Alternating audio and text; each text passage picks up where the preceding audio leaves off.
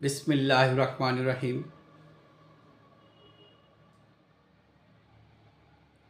সম্মানিত দেশবাসী, আমরা যারা অন্যের জন্য উপদেশ প্রদান করি, অন্যের জন্য মঙ্গল কামনা করি, অন্যের চরিত্রকে ভালো করার জন্য উপদেশ দেই, অন্যকে অসৎ পথ থেকে ফিরে আসার কথা বলি, অন্যকে সংশোধনের কথা বলি, অন্যকে একজন আদর্শ মানুষ হওয়ার পরামর্শ দিই।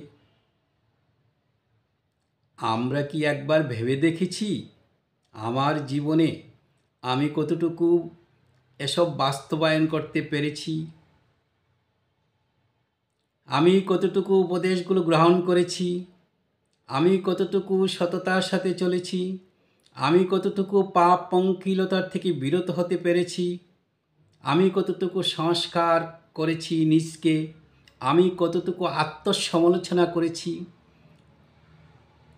আমি আমার জীবনে যদি পরিবর্তন না আনতে পারি, আমি যদি সংশোধন হতে না পারলাম, আমার কথায় অন্যরা সংশোধন হবে এইটুকু আমি কিভাবে বিশ্বাস করি?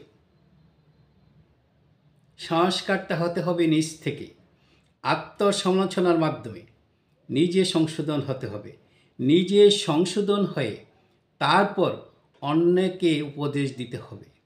যদি নিজে ভালো কাজগুলো করি, নিজে যদি খারাপ কাজ থেকে বিরত থাকতে পারি, তখন যদি এই আমি যা নিজের জীবনে বাস্তবায়ন করতে পেরেছি সেই উপদেশ যদি অন্যকে দেই, তাহলে এটা কার্যকর হবে, এটা অন্যরা গ্রহণ করবে, এটা আমার জন্য মঙ্গল হবে, অন্যের জন্য মঙ্গল হবে।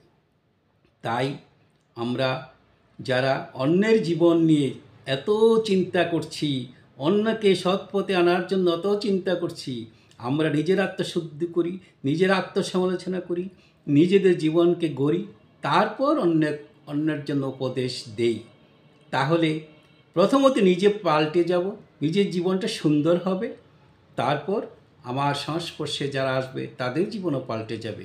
ধন্যবাদ সবাইকে। আল্লাহ হাফেজ।